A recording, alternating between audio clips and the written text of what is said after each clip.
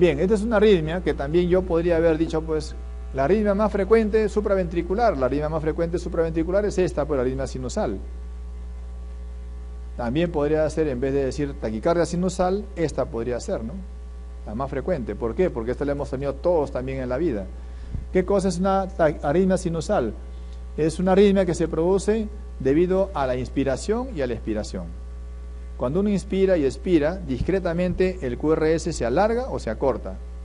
Me refiero entre QRS y QRS, en la distancia entre Rs y Rs, en otras palabras. Entonces, cuando el paciente expira, mira la distancia entre R y R. Y cuando el paciente inspira, mira ahora la distancia entre R y R.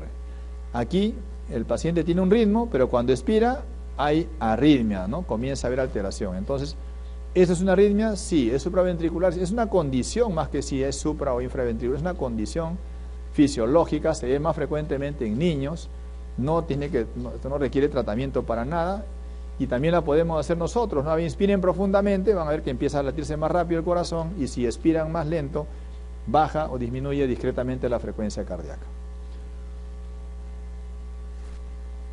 Taquicardia sinusal, ya lo hemos comentado, los ejemplos, ¿no? Acá está el ejemplo del paciente con fiebre, hipertiroidismo, y acá está PQRST, PQRST, PQRST, PQRST, entre R y R está normal. La fibrilación auricular, que es un tema que preguntan mucho, la fibrilación auricular entonces la reconocemos porque entre R y R los espacios son irregulares. ¿Por qué más la reconocemos? Porque no tiene ondas P. Y estas ondas que están acá, estas ondas son esbozo de ondas, pero igual son ondas que se denomina ondas F minúscula. Estas ondas no tienen capacidad para contraer la aurícula. Pueden estén ahí, pero no generan contracción de las aurículas. En cambio, si me dicen que tengo una onda P, esa onda sí traduce contracción auricular. Bien, entonces, ¿cuántos estímulos aparecen en un minuto en la aurícula izquierda? Hasta 600 estímulos. ¿Cuánto pasan a los ventrículos en ese minuto? Solo pasan, pues vamos a poner un ejemplo, 120, ¿no? Acá hemos registrado una parte de esos estímulos. Acá está, cuenten, ¿no? 1, 2, 3, 4, 5, 6, 7, 8, 9, 10. Hay 10 QRS, o sea, hay 10 estímulos que están llegando al ventrículo. Muy bien. La distancia entre estos RR son diferentes. Si escucho el corazón en este momento, hay 10 latidos cardíacos. Y si en este mismo momento percibo el pulso, ¿cuántas pulsaciones creen que se perciben?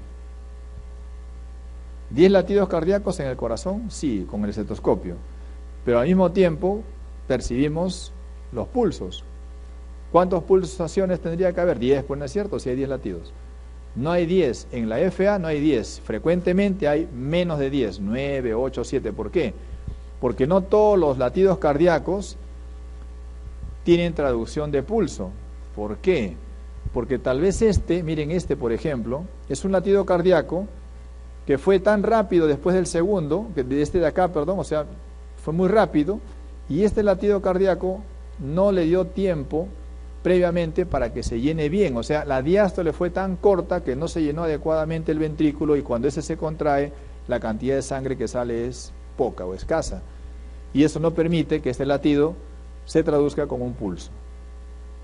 Entonces puedo tener 10 latidos cardíacos, pero solo 9 pulsaciones, y a eso se denomina pulso deficitario, ¿no? Pulso deficitario. ¿Dónde encuentro pulso deficitario? Acá, en FA. También en otras patologías, sí, torcida de puntas, por ejemplo, también, pero acá es lo más frecuente, ¿no? Así que no se compliquen mucho. Pulso deficitario, seguro que el paciente tiene FA. ¿Habrá ondas P? No hay ondas P. No hay ondas P. ¿Y habrá la onda que les dije normalmente que hay, que va hacia arriba, la onda A? ¿Habrá onda A? Tampoco, pues, porque la onda es por contracción auricular. Si la contracción auricular es brutal, se pone una onda también muy intensa que se llama onda A en cañón, ¿se acuerdan que les comenté? Ya, pero si no hay contracción auricular, entonces no existe la onda A, que es normal, fisiológica, del pulso venoso. No hay onda P en el electro, no hay onda A en los latidos venosos, hay ondas F minúsculas, hay pulso deficitario, hay RR irregular.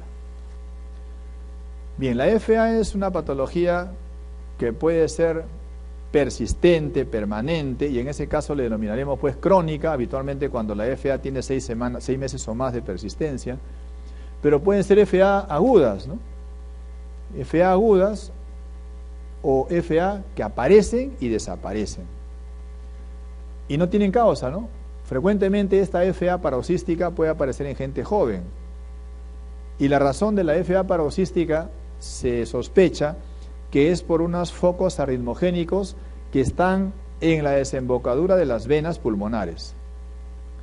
Y como se las ha identificado, es más fácil de eliminar y erradicar completamente el problema. Es decir, un paciente con FA paroxística puede recibir tratamiento definitivo destruyendo esas zonas arritmogénicas cercanas a las venas pulmonares.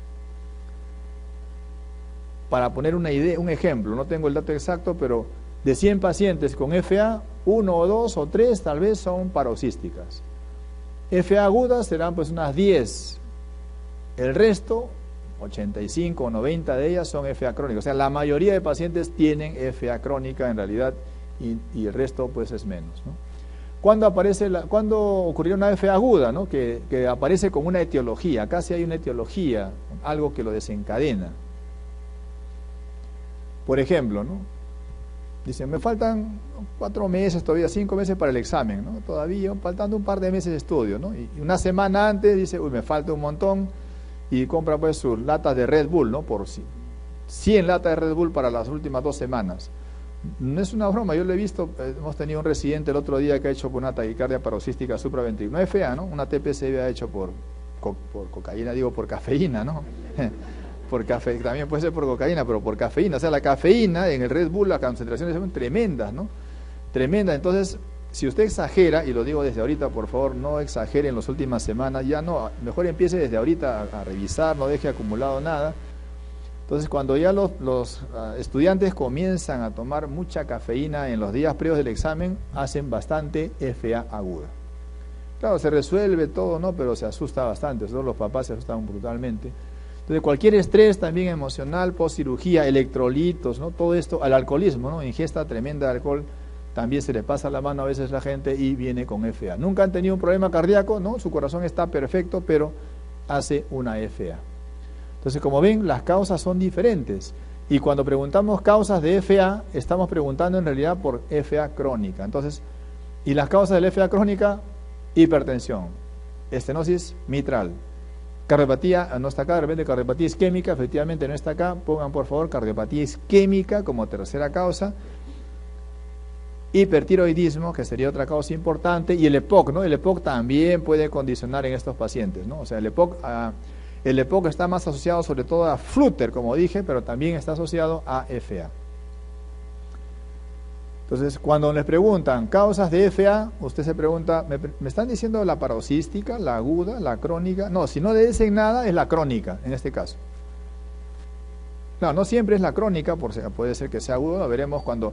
En el caso de endocarditis, ¿no? Causa más frecuente, agente más frecuente endocarditis. Usted dirá, no, me preguntan por la crónica. No, en el caso de endocarditis le preguntan por la aguda. Si no le dicen, es por la aguda. Sería pues Staphylococcus aureus, ¿no? Entonces, no siempre preguntan por la crónica. En este caso, una FA a secas debe ser por la crónica. Y si es la crónica, es hipertensión. Si le dicen causa no valvular, también hipertensión. Sin duda, ¿no? Y si dicen causa valvular, no se preocupen, es la mitral de tipo estenosis, ¿no? Estenosis mitral más frecuente que la insuficiencia mitral. Bien, si tenemos un paciente con FA aguda, de reciente aparición, un concepto importante que se debe tener es, en todo paciente con una taquiarritmia hay que valorar siempre el estado hemodinámico, o sea, la presión arterial en otras palabras. Si el paciente está hipotenso o en shock, lo primero que se hace en ese paciente es cardioversión eléctrica. Cardioversión significa cambiar el ritmo, de ritmo patológico a ritmo sinusal. ¿Y cómo se hace eso rápidamente? Con corriente eléctrica. En este caso, ¿qué es? Es una FA, 110 joules de repente. Si fuera una TPCV, menor cantidad, 50 joules de repente. Depende del tipo de arritmia, ¿no? Pero en este caso, la FA, si viene con alteración o inestabilidad hemodinámica, cardioversión eléctrica, ¿no? Con corriente. Si el paciente está estable hemodinámicamente, o sea, la presión es adecuada, entonces lo primero, o sea, no hay alteración hemodinámica, ¿qué hacemos? Lo primero es control de la frecuencia ventricular. ¿Cómo es esto? Este paciente, como viene con una F aguda, debe tener una frecuencia de ventrículo más de 100, ¿no? Vamos a poner pues 140. 140 latidos por minuto. Está asustado el paciente, nunca le había pasado. 100 latidos ventriculares en un minuto. Hay una FA, en la aurícula hay como 600 estímulos. Miren que no digo contracciones, son estímulos. Pero de esos estímulos eléctricos solo pasan 140, el ventrículo está con 140. ¿Qué hay que hacer? Evitar que pasen los 140 al ventrículo. Para eso doy fármacos que no dejan pasar 140, sino que dejan pasar solo 80 o 70. Eso se llama control de la frecuencia ventricular. Y los fármacos que lo controlan, adivinen cuáles son. Beta bloqueadores, calcio antagonistas no dihidro, para eso sirven, porque recuerden que baja la frecuencia ventricular, ¿no? Calcio antagonistas no dihidropiridínicos, les decía, y digitálicos. ¿Puedo usar cualquiera de ellos? Sí, pero se prefieren los beta bloqueadores en un paciente con corazón sano. O los calcioantagonistas no dihidropiridínicos, como por ejemplo el verapamil, ¿no? Podría ser diltiazem también, pero más es el verapamil. Entonces, o beta bloqueador o verapamil, si el corazón está sano, me refiero sano estructuralmente, pero si el corazón ya tiene algún daño estructural previo, como falla cardíaca, el fármaco de elección será digoxina, si ya tuviera alguna alteración previa al corazón. Muy bien, ya usé estos fármacos y controlé la frecuencia ventricular. Y entonces de los 600 estímulos que salen de la aurícula, solo pasan 70 al ventrículo. El paciente ya está más tranquilo, su ventrículo late menos, y ahora dice, ya me voy. No, pues no te puede ir. ¿Por qué? Porque su aurícula todavía está con 600 estímulos, no está en ritmo sinusal. ¿Qué toca ahora? Cambiarlo a ritmo sinusal. ¿Cómo se llama eso? Cardioversión. Ahora entonces, después de un control de frecuencia ventricular, hay que cardiovertir a ese corazón. Y para cardiovertir se usa o corriente eléctrica o fármacos.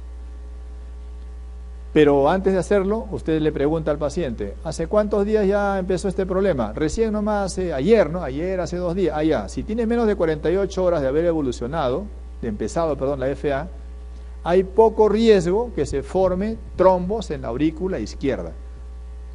Recuerde, cuando un paciente fibrila y no se contrae la aurícula, en la orejuela se pueden formar trombos. Y si luego la aurícula se contrae, los trombos salen y embolizan. Pero eso es menos probable si la FA tiene menos de 2 días. Por lo tanto, si tiene menos de 2 días la FA, lo cardiovertimos de frente.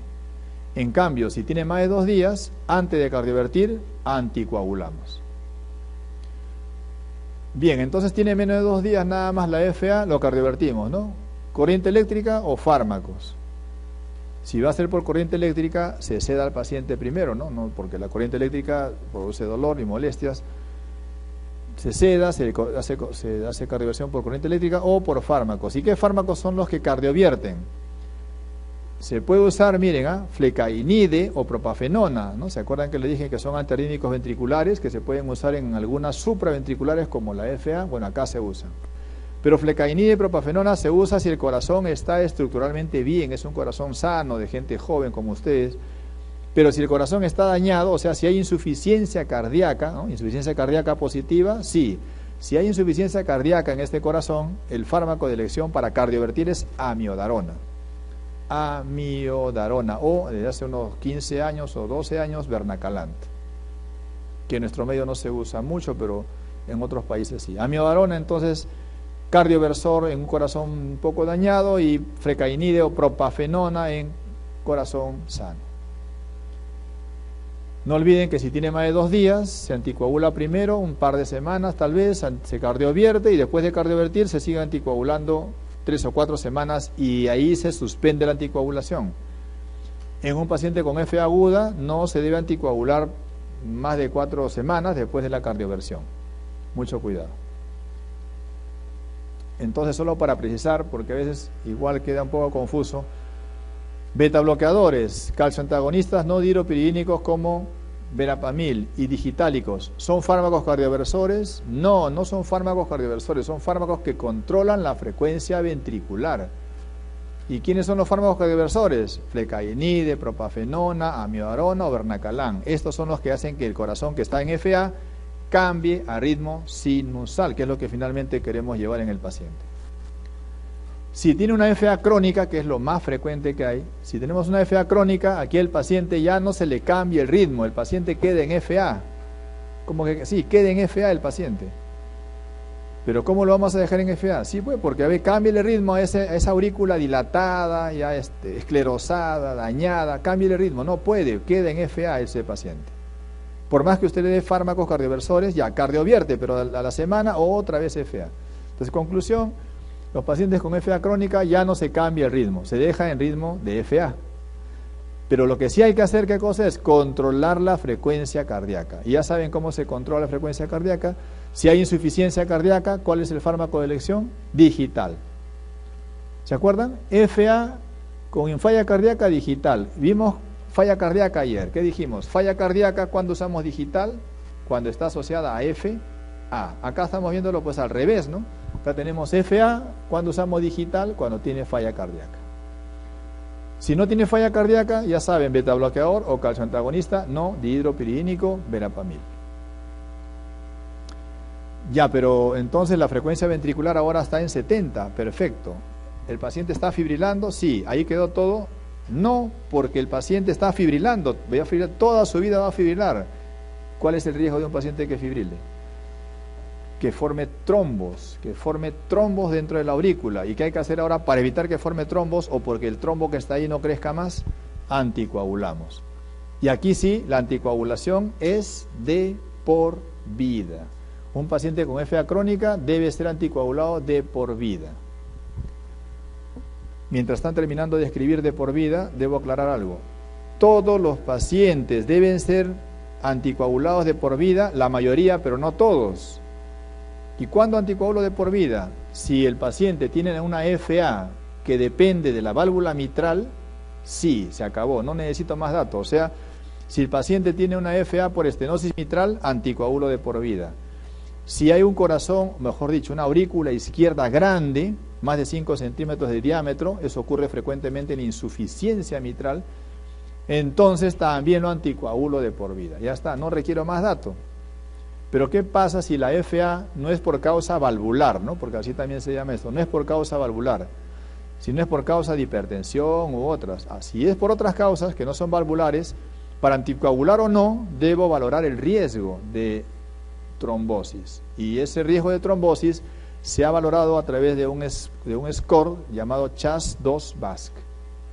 En este score vemos que se evalúa la presencia de falla cardíaca o no, hipertensión o no, diabetes o no, sexo femenino o no, la secuela de DCB o no, la edad más de 75 años o entre 65 y 74. Cada uno de ellos tiene un puntaje de 1, excepto el de acá. Miren, este de acá, bórrenlo porque ese es el CHAS-VASc 1, el previo. Este es el que actualmente se usa, el CHAS-2-VASc.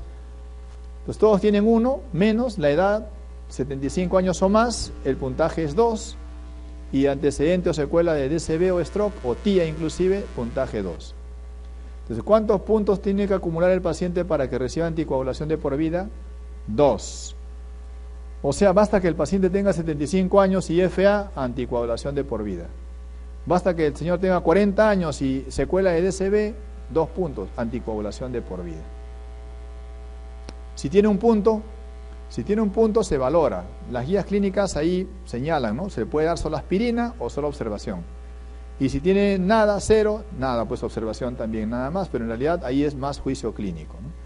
Entonces, si tiene más de 1, o sea 2, es alto riesgo, y si es alto riesgo, anticoagulación de por vida. O sea, toda la vida. En el caso del flúter, ya hemos dicho que el problema del flúter es la aurícula derecha.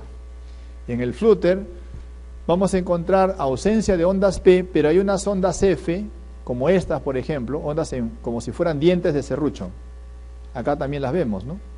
Estas ondas F, que son como dientes de serrucho, son ondas de la aurícula. Son ondas de la aurícula, pero que no logran contraer la aurícula. Son ondas F mayúsculas, que a veces no se ven. ¿Por qué no se ven? Pero que acá está bien claro, claro, acá está muy claro porque la frecuencia cardíaca pues está en, vamos a poner pues 100 o 80. ¿Se imaginan un flúter que esté en 300? ¿Qué onda en serrucho va a haber? No se puede pues porque está muy cerca las ondas R. Un flúter con 150, ya un flúter con 150 tal vez puede verse, ¿no? Pero un flúter con 75 ya se ve mucho mejor las ondas en serrucho. Ahora, claro, yo les digo que el flúter es de 300 o 150 o 100. No siempre es así, eso es lo característico. Hay flúteres con 180, flúter con 200, ¿no es cierto? Pero el concepto es que mientras más rápido es la frecuencia ventricular, no siempre se ve bien las ondas en serrucho. Se ven sobre todo cuando la frecuencia baja un poco, 120, 100 tal vez. Miren, entre R y R la distancia es igual, ¿no? R, la distancia es igual. El flúter, tiene como etiología más importante a recordar el EPOC, ¿no? Hay muchas causas, pero el EPOC es una de ellas, es muy importante. Se parece mucho el manejo del flúter al de la FA, es prácticamente el mismo, ¿no? Beta bloqueadores, calcioantagonistas, se cardiovierte, pero hay una diferencia importante. ¿Cuál es? Que sí puede tener un tratamiento definitivo. ¿Cuándo tendría un tratamiento definitivo el flúter? Cuando se destruye esa región que les había dicho que se encarga de mandar esos 300 estímulos hacia el ventrículo. Esa región está ubicada en lo que se denomina istmo cavo tricuspidio, o sea, está entre la cava, la tricúspide y está entre la vena desembocadura de la vena cava inferior. Esa región se destruye, se ablaciona con radiofrecuencia y puede recuperarse al 100% en algunos pacientes al ritmo sinusal. Porque mientras ocurre el flúter, es decir, mientras esta región manda estímulos al ventrículo y a la aurícula, está inhibido el nodo sinusal. El nodo sinusal puede funcionar muy bien, pero está inhibido por estos estímulos que salen de esta región. Bien, acá está lo que han preguntado bastante también. Taquicardia paroxística supraventricular. ¿Es otro tipo de arritmia supraventricular? Sí. O sea, no es lo mismo taquicardia supraventricular que taquicardia paroxística supraventricular. Entiéndase que taquicardia paroxística supraventricular es un tipo, una forma de taquicardia supraventricular. Más frecuente en mujeres jóvenes, exactamente, en mujeres jóvenes. Y miren, acá está un ejemplo típico, ¿no? PQRST, PQRST, PQRST, y súbitamente, y ahí el término paroxístico, sin causa alguna aparente, seguro que hay una causa, pero es inaparente, súbitamente empieza a ver QRST, QRST, QRST, no hay onda P acá, es QRST, QRST. Y así como aparece súbitamente, también desaparece súbitamente, ¿no? Pero durante todo ese tiempo hay taquicardia. ¿Y la taquicardia es un problema? Por supuesto, una taquicardia de 180 por minuto, el gasto cardíaco baja, paciente síncope. ¿Hay ausencia de onda P? Sí. Y si hay, no se ve o está enmascarada por ahí, ¿no? El ritmo es regular, no se olviden, el ritmo es regular. Lo primero que se hace habitualmente ante un TPCB, siendo una paciente joven, frecuentemente es masaje carotídeo, ya les comenté, puede que responda, ¿no? Puede que responda, de repente no, pero uno intenta hacerlo, y si no responde, el fármaco entonces ahora sí de elección viene a ser adenosina. Mucho cuidado, no es beta bloqueador, no es digoxina, es adenosina. La adenosina es el fármaco de elección, pero a veces no hay en los hospitales y entonces podríamos usar ahí verapamilo o un beta bloqueador. ¿Qué pasa si usamos todo esto y no responde? Si usamos todo esto y no responde, ya pues corriente eléctrica por último, ¿no? También podría ser. Pero no se olviden, si el paciente llega hipotenso o la paciente llega hipotensa con alteración hemodinámica, lo primero que debemos hacer es cardioversión eléctrica. Recuerden, cardioversión eléctrica es lo primero que se intenta hacer en todo paciente con arritmias en condición de alteración hemodinámica. Acá está, ¿no? Más exacto, QRST. Esto no es onda P, por si acaso, no es onda P, es QRST, T de tetera. QRST, QRST.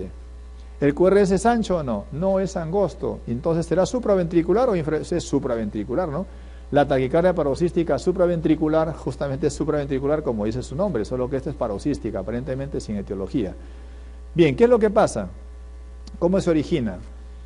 Esta taquicardia paroxística supraventricular a secas es realmente por reentrada nodal. A veces no lo dicen, insisto, pero es por reentrada nodal. ¿Qué significa que sea por reentrada nodal? El estímulo llega al nodo AB procedente del nodo sinusal, que funciona bien, pero al llegar al nodo AB, normalmente pasa a las de His y a los ventrículos, pero en algún momento se activa un microcircuito que hay dentro aquí en el nodo AB. Es un microcircuito que se cierra y queda dando vueltas el estímulo eléctrico. Da vueltas el estímulo eléctrico e inhibe al nodo sinusal. ¿Y qué pasa con el estímulo eléctrico? Manda estímulos eléctricos a los ventrículos y manda también estímulo eléctrico hacia las aurículas. Y por lo tanto, en esta patología, ¿se contraen los ventrículos? Sí. ¿Por qué sé que se contraen? Acá está, pues QRS se contrae. ¿Se contraen las aurículas? También.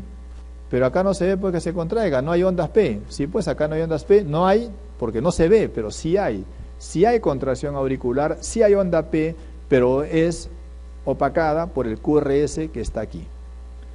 Entonces, ¿quién domina en una TPCB? El nodo AB. ¿Por qué? Porque hay un circuito de micro reentrada nodal. ¿Qué hace la adenosina? La adenosina bloquea este circuito, 2-3 segundos sin pasaje, y después se resetea el corazón nuevamente y empieza a comandar otra vez el nodo sinusal. Ya, la paciente dice, muy bien doctor, voy a estar con mi adenosina, ya me mejoré, entonces para prevenir que aparezca puedo utilizar beta bloqueador.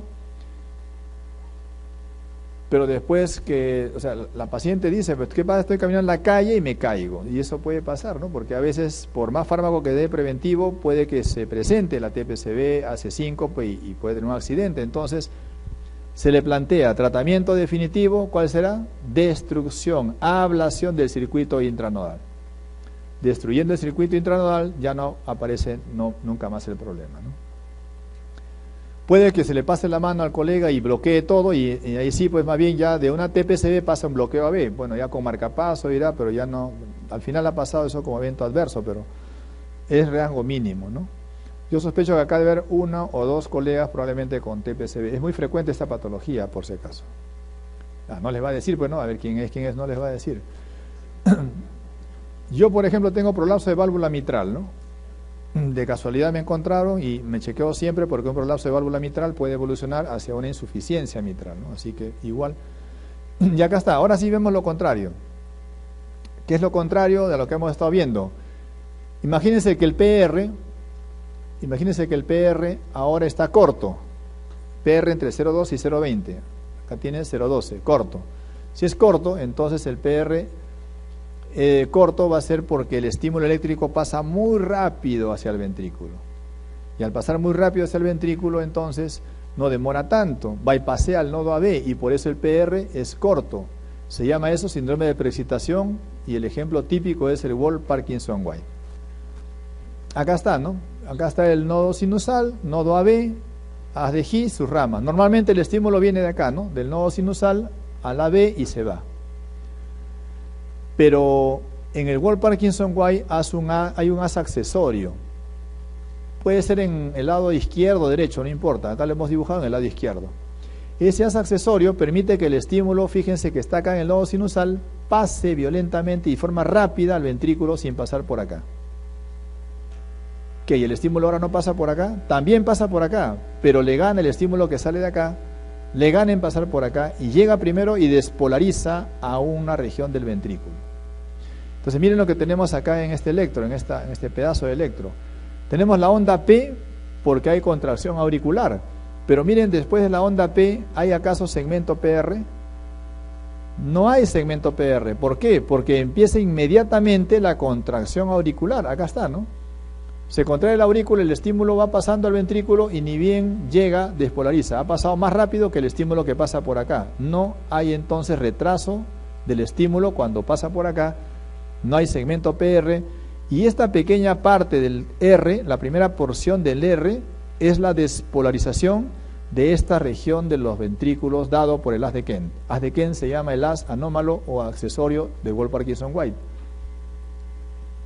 Pero mientras está despolarizando esta región, ¿qué creen que pasa? También el estímulo que por acá está viniendo logra pasar y termina de despolarizar la mayor parte de los ventrículos. Por lo tanto, esta segunda parte del QRS es por el haz normal o por la vía normal que se presenta el desplazamiento del estímulo eléctrico. Pero claro, el QRS se ha hecho ancho. La primera parte está empastada y esta primera parte del QRS se denomina onda delta. La onda delta, ¿dónde la encontramos? En el síndrome de Wolff-Parkinson-White. ¿Siempre se ve? No siempre se ve, pero en este caso está pues esquematizada bastante bien para que nos demos cuenta. La onda T está invertida, la onda P está pegada al QRS. Esto es una condición relativamente frecuente en pacientes varones jóvenes. Acá esto es varones jóvenes. Si el paciente está con taquicardia, no, está normal. O sea, hay pacientes con Wolff-Parkinson-White que nunca requieren tratamiento en su vida. Mueren de viejitos por otra cosa, pero nunca han tenido problemas. No olviden, se llama onda delta a esta zona, esta primera parte del QRS. Entonces, PR corto, QRS ancho, onda delta, no siempre se ve. El haz de Kent es lo que se encuentra en Wolff-Parkinson-White. Jóvenes asintomáticos, ¿cuándo viene el problema? Cuando el paciente con Wolff-Parkinson-White hace TPSB. Cuando hace TPSB, su frecuencia ventricular llega hasta 200 por minuto. Vean el electro que está acá abajo. El electro que está abajo no es de un TPSB, el electro que está abajo es un Wolff-Parkinson-White. Onda P, miren, inmediatamente QRS. Onda P, ¿qué le notan al QRS? ¿Qué le notan? Le notan ancho, ¿no? Tiene una base ancha. Sí, pues, porque acá está la onda delta, ¿no? Onda delta, onda delta, onda delta. Este paciente está viviendo tranquilo, sin problemas, hasta que presente el problema. ¿Qué presenta?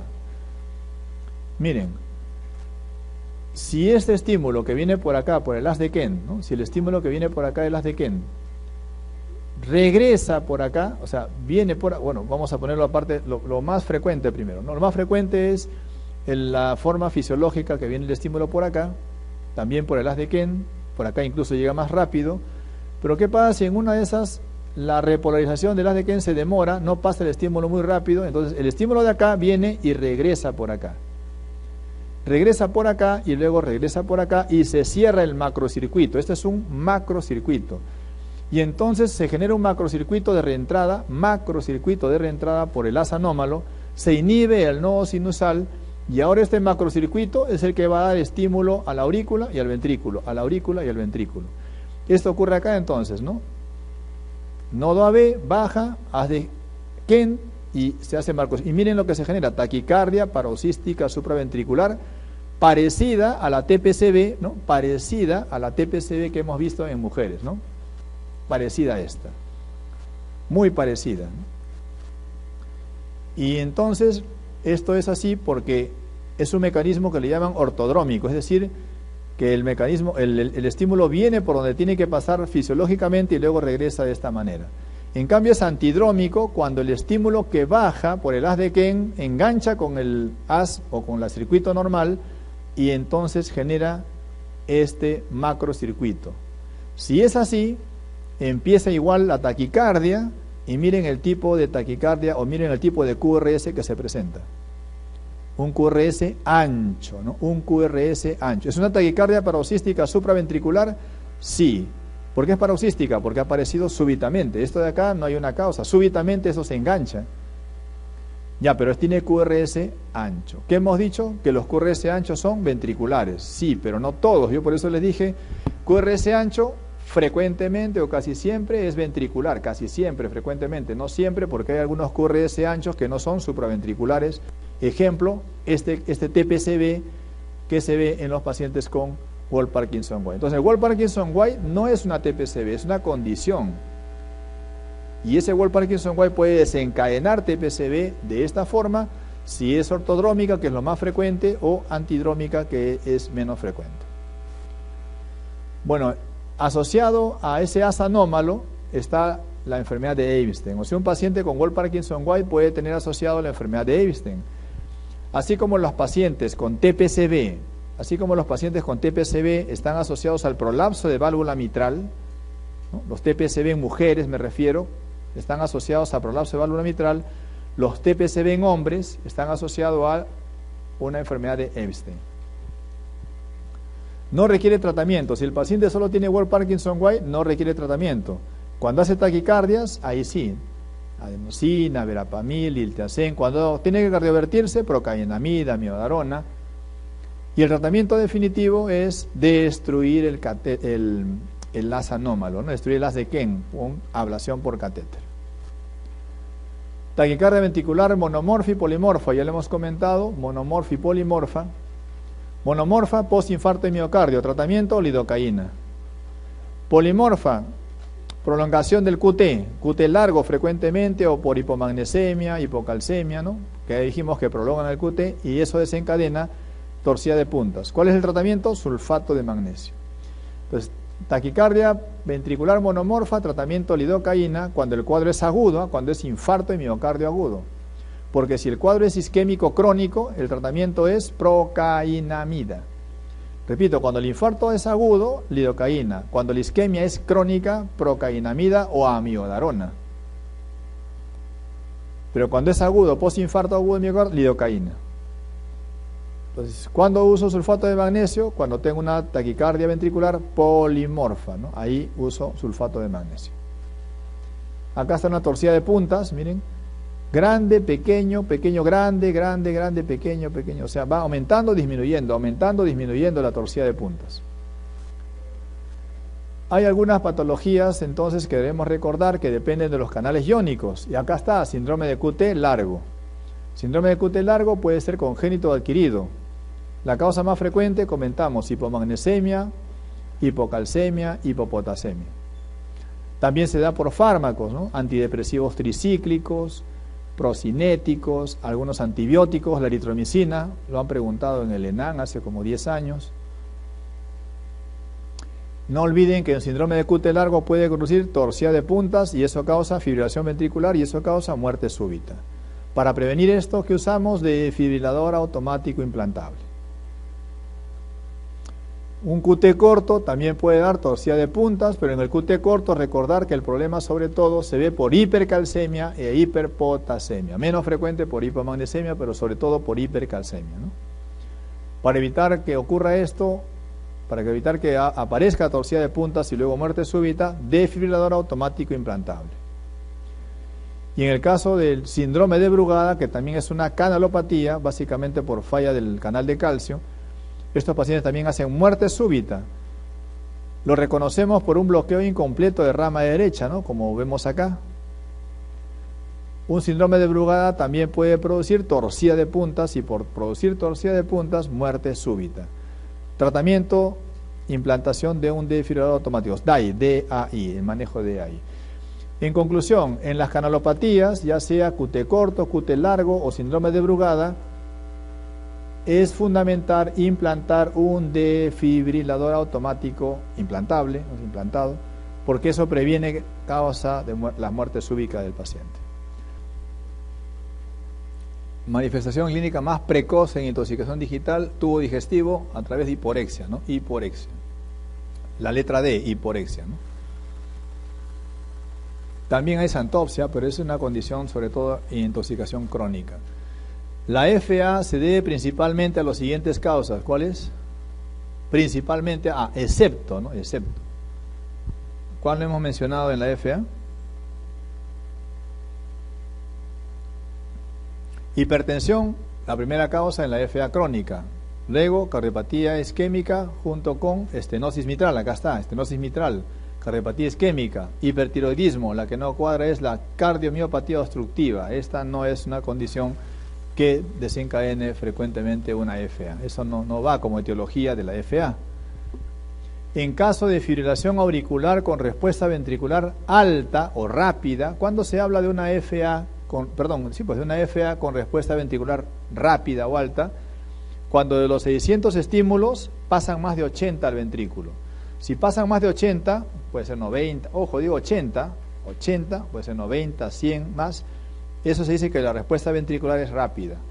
¿La meta cuál es? La meta es que la respuesta ventricular sea controlada. ¿Y cuándo es controlada? Cuando es menos de 80 en reposo o menos de 110 en ejercicio. Entonces, tratar de llegar a 80 contracciones ventriculares o menos en una FA hace que esta FA sea controlada. Si no, decimos que la respuesta ventricular está rápida. y hay que darle tratamiento para eso. Dice, sin descompensación cardíaca, o sea que no necesita cardioversión el paciente. ¿Cuál es el tratamiento de elección? Hay que controlar la respuesta ventricular. ¿Cómo controlamos la respuesta ventricular de un paciente con FA? Vamos a ver qué marcarían. Usted dirá, pero doctor, ¿el paciente tiene insuficiencia cardíaca o no tiene insuficiencia cardíaca? No sabemos muy bien. Acá, sin descompensación cardíaca, nos puede decir de repente que no tiene, ¿no? Que no tiene insuficiencia cardíaca. Sí, podría ser también. Pero la otra interpretación de esto es que nos diga que el paciente no requiere cardioversión eléctrica, ¿no? O sea, que esté estable hemodinámicamente, podría decir. Bien, ¿cómo controlamos la frecuencia ventricular? ¿Qué dijimos? Beta bloqueador o verapamil si el paciente no tiene insuficiencia cardíaca. Y si tiene insuficiencia cardíaca, lo mejor es dar digital. Muy bien, ¿qué marcarían? Cardioversión eléctrica, y dijimos que no puede ser. Digital, acá está, esa debe ser la respuesta, pero vamos viendo y encontramos nifedipina. ¿Qué es nifedipina? Un calcio antagonista, pero es un calcio antagonista dihidropiridínico, no entra en el esquema terapéutico. Los calcio antagonistas que se usan son los no dihidropiridínicos, o sea, verapamil que hemos comentado, ¿no? La respuesta es digital en este paciente, digital, es lo que nos queda responder, ¿no? Por eso decía, sin descompensación cardíaca, debe decirnos en realidad que no está hipotenso, no está en shock, ¿no? El paciente de repente tiene falla cardíaca, seguro crónica, ¿no? Y por eso la digital sería la respuesta para este paciente. Y acá, o sea, pero está muy detallada la pregunta, ¿no? Así no vaya demasiado, ya poco más les marcan la respuesta, ¿no? O no, a ver, ya me preocupé. La respuesta es, ¿cuál es el diagnóstico del paciente? Todo esto que está arriba es un puro bururú. ¿Por qué? Al final le dan el diagnóstico, ¿no? ¿Qué diagnóstico tiene? Porque cuando usted está perdido un poco por acá arriba, le dicen que tiene una taquiarritmia de complejo angosto. Allá, taquiarritmia de complejo angosto supraventricular. ¿Es irregular? Ah, entonces, ¿qué cosa es FA? Pero nada de eso sirve porque igual le dan acá FA, ¿no? O sea, ya está, pues FA. ¿Tiene usted una FA con frecuencia cardíaca de cuánto? 140. ¿Qué le preguntan? ¿Cuál es el tratamiento de elección para el control de la frecuencia cardíaca? No le dicen que cardiovierta. ¿Cómo se mejora cómo se controla la frecuencia cardíaca en este paciente de 48 años? ¿Tiene falla cardíaca por algún lugar? No parece ser el caso. Por lo tanto, aquí la respuesta a ojos cerrados debe ser o beta bloqueador o calcio antagonista no dihidropiridínico. Salvo que le dé algún estigma de falla cardíaca crónica en el paciente, la respuesta será digoxina. ¿Hay digoxina? Sí, pero ¿hay algún indicio de falla cardíaca crónica? No, no lo dice. Por lo tanto, la respuesta será beta bloqueador, ¿no? La betalol. No le están preguntando por cardioversión. Si fuera cardioversión, ¿cuál sería la respuesta? Propafenona. Pero no le preguntan por cardioversión, le preguntan por control de frecuencia cardíaca. Repito, si el paciente tuviera algún indicio de falla cardíaca o le dijesen paciente con falla cardíaca, ya listo, sería digoxina, control de frecuencia cardíaca. Y luego, para cardioversión, sería la betalol, perdón, propafenona igual, ¿no? Propafenona. Bien, aquí.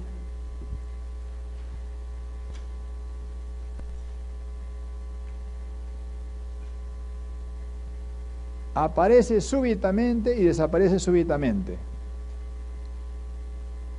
O sea, es paroxística, ¿no es cierto? Es paroxística, no hay duda, es paroxística.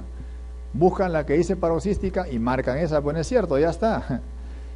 ¿Esta es una paciente joven? Sí. ¿Es mujer? No dice, pero es lo más probable que sea. Es una paciente que aparece súbitamente y desaparece los episodios. ¿Es regular? Sí, es regular.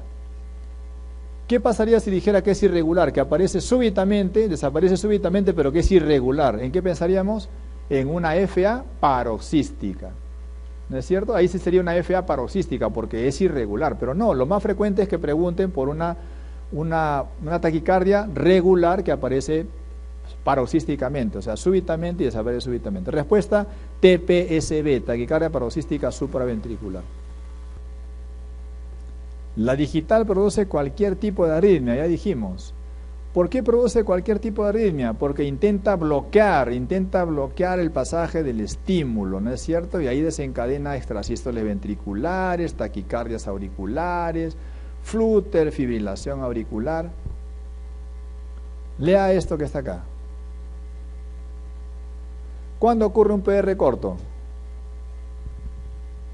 ¿Se acuerdan? El PR corto, ¿qué cosa indicaba? Que el estímulo eléctrico pasa rapidísimo, ¿no es cierto?, al ventrículo. ¿Ustedes creen que la digoxina haga eso? No, pues la digoxina hace todo lo contrario, la digoxina bloquea.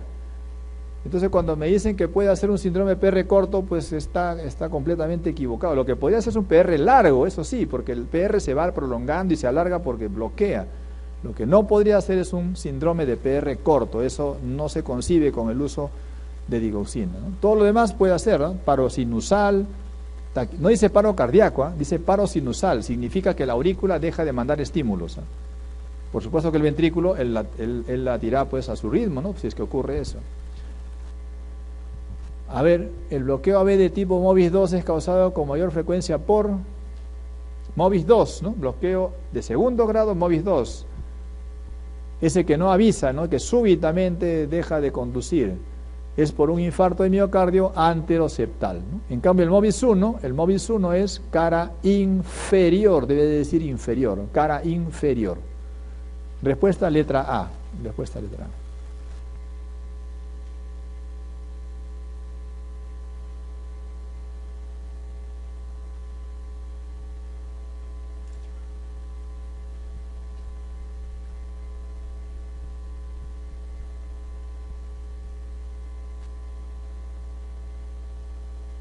¿No hay onda P? Sí, no hay onda P.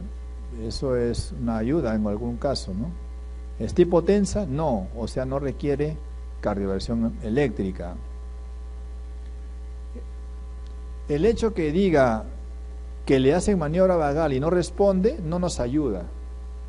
Si a usted le dice que hay una maniobra vagal y hay disminución de la frecuencia cardíaca, eso le ayuda a pensar que es supraventricular. Pero si dice que no ayuda, no se modifica, usted olvídese, no le da ninguna información más, o sea, no ayuda esa información. Así que esta información no me ayuda para nada, ¿no? O sea, le dan la terapia, no me ayuda. Esto por probabilidad, entonces, para empezar, mujer joven con taquicardia, 170, ¿qué debe ser? Debe ser una TPSB. Pero podría ser también una taquicardia sinusal, ¿o no? Sí, cuando uno pierde sangre, porque dice que está en estadio premenstrual, ¿no? Uno podría decir, de repente perdió sangre, un aborto, puede imaginarse un montón de cosas, de repente, claro. Pero no es una taquicardia sinusal. ¿Por qué? Porque si fuera taquicardia sinusal tendría que tener onda P. ¿Qué dice acá? Que no hay onda P. Si no hay onda P, entonces TPSB, ¿no? TPSB, taquicardia paroxística supraventricular, diagnóstico más probable. ¿Y qué tratamiento le daría? ¿Qué tratamiento le daría? Adenosina endovenosa. Esa es la indicación de estos pacientes. Una más.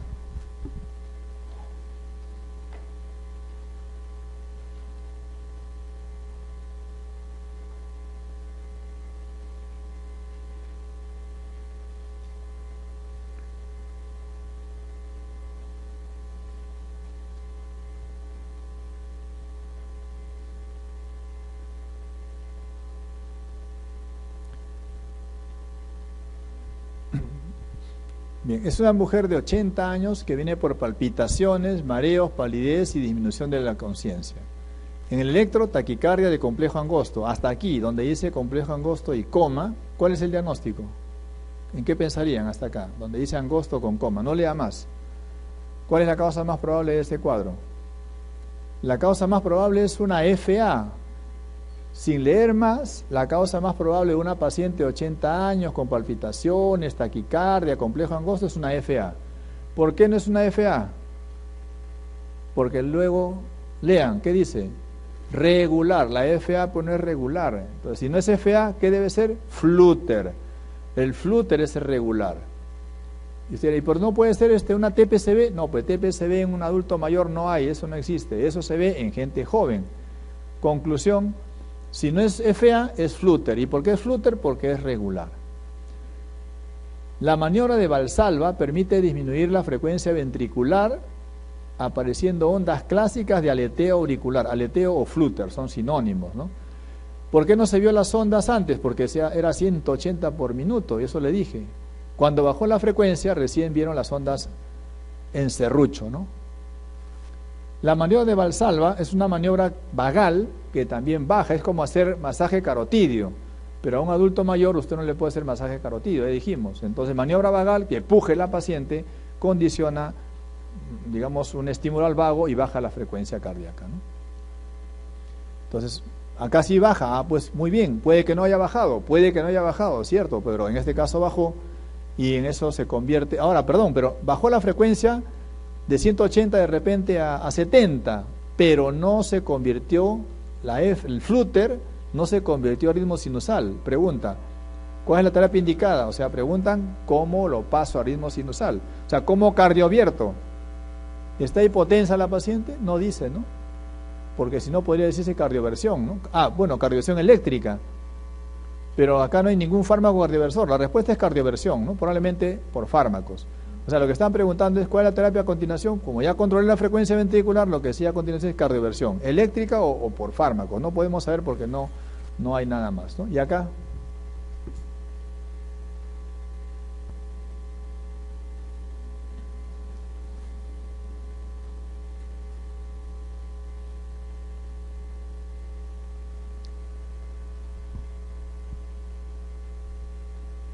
Bien, vamos a ver conmigo, por favor. Miren, varón de 66 años, alcohólico, desnutrido y al examen, frecuencia cardíaca variable, irregular. Ya está, hasta aquí, hasta el punto donde dice irregular. Diagnóstico.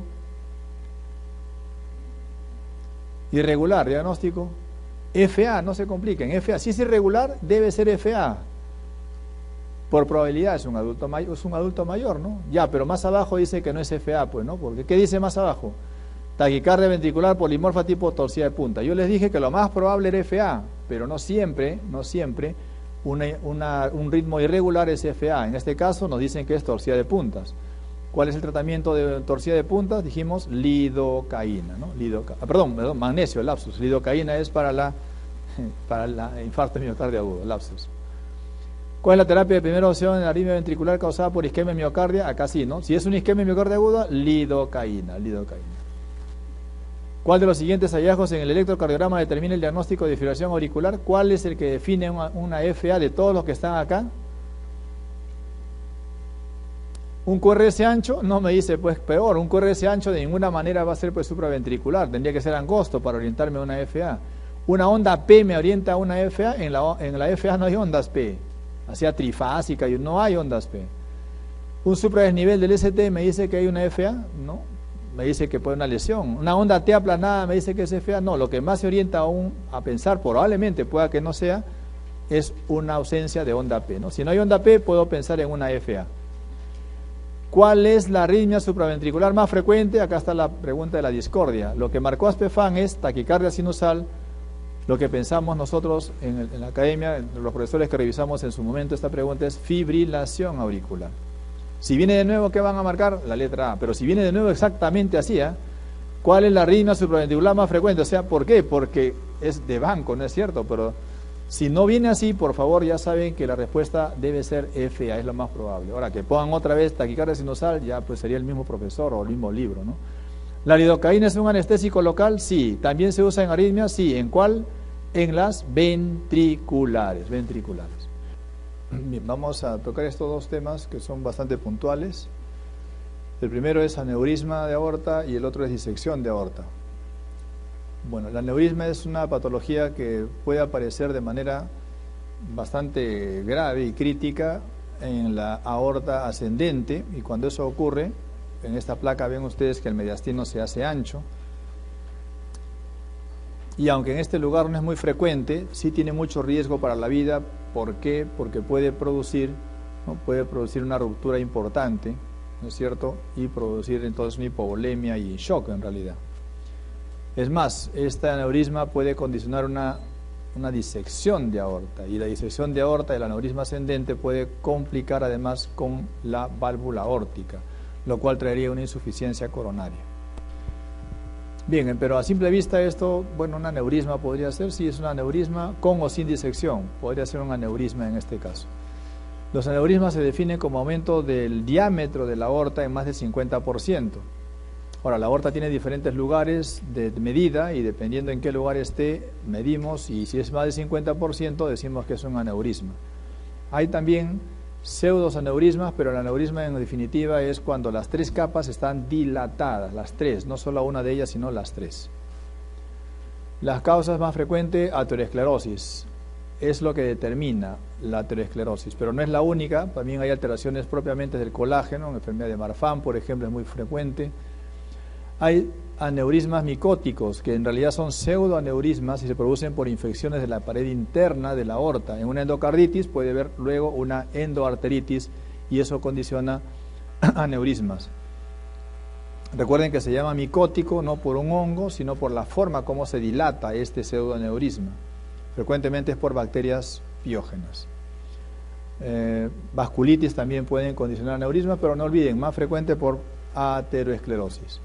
La forma más frecuente, fusiformes, más frecuente en el abdomen, aunque yo le mostré una placa al inicio de la aorta ascendente, más frecuente es a nivel abdominal.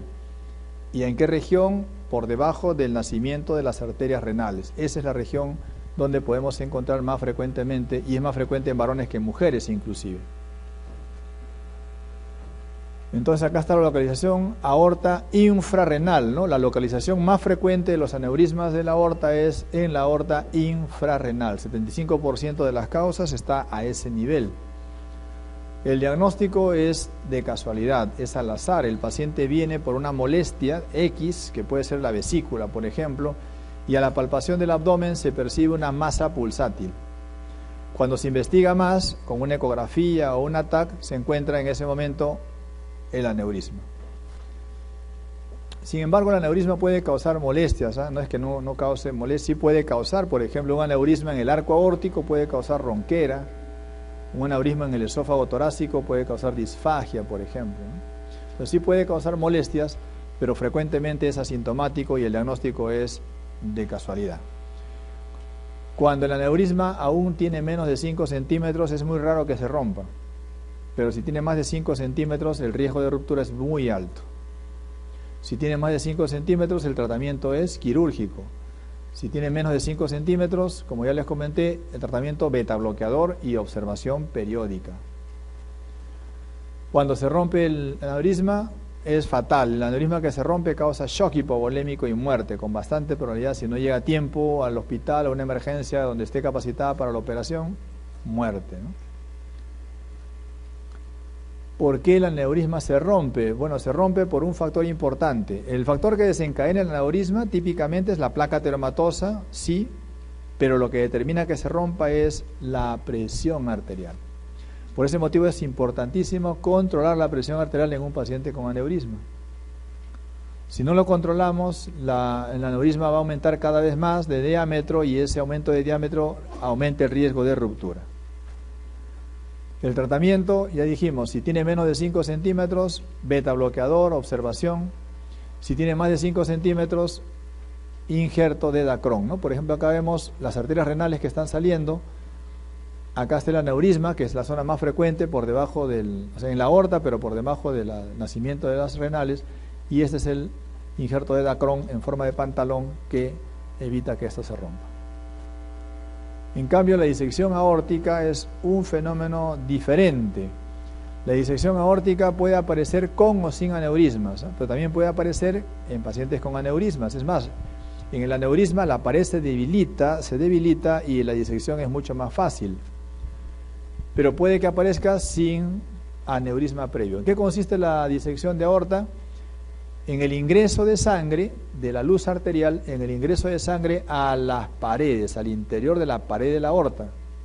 Y eso ocurre porque disrumpe o daña o rompe el endotelio y la sangre atraviesa la capa media y cada vez va aumentando más el volumen en el espesor de la pared.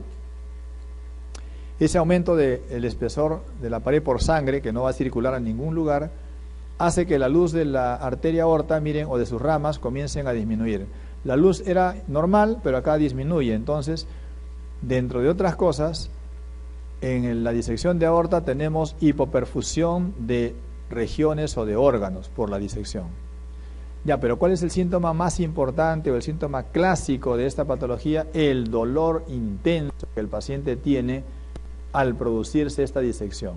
Imagínense que le están disecando las paredes de la arteria, están abriendo las paredes de la arteria y está ingresando sangre por ahí. De ahí que un paciente cuando viene le preguntamos, ¿y cuánto es el dolor? Sobre 10, del 1 al 10, el paciente dice 11. 11 es como una perforación gástrica, que es muy intenso también el dolor. Pero de acá, el paciente señala como que típico, ¿no? Una barreta le atraviesa, por ejemplo, la pared o el abdomen, ¿no? Esta disección de aorta es más frecuente en la aorta ascendente. Acá sí la disección es más frecuente en la aorta ascendente.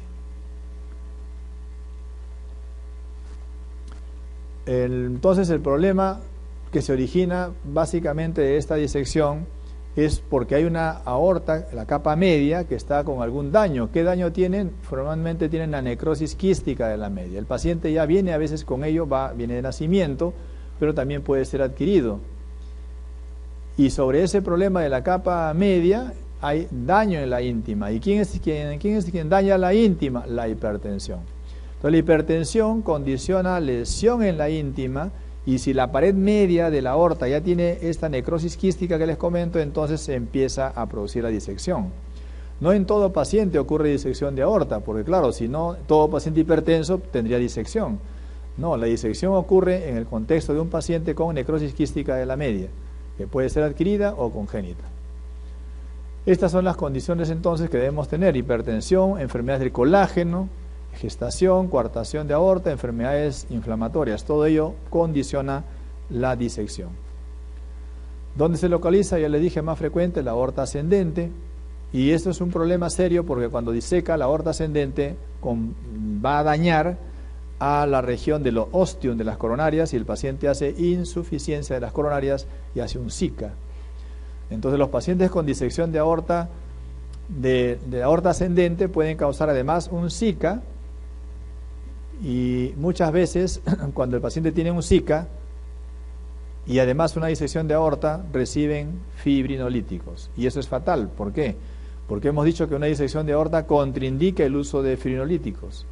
Entonces mucho cuidado, si hay un SICA y hay sospecha que hay una disección de aorta encima, no se puede indicar fibrinolíticos, ¿no? Eso lo comentamos también en un momento. Entonces, cuando la disección de aorta compromete la aorta ascendente, es un riesgo muy importante y hay que solucionarlo pronto, si no compromete las coronarias. A veces la disección de aorta solamente es ascendente, pero a veces también puede, como acá por ejemplo, pero a veces es también del callado y descendente. Cuando ocurre eso y hay compromiso del ascendente, el tratamiento es quirúrgico. A este tipo de disección se llama Stanford A.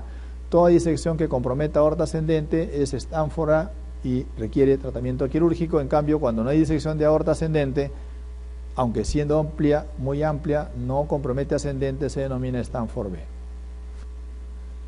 La clínica que ya les había comentado, el dolor intenso, muy intenso, que puede ser dependiendo de dónde esté la disección, ¿no? Si es en la aorta ascendente, el dolor será torácico.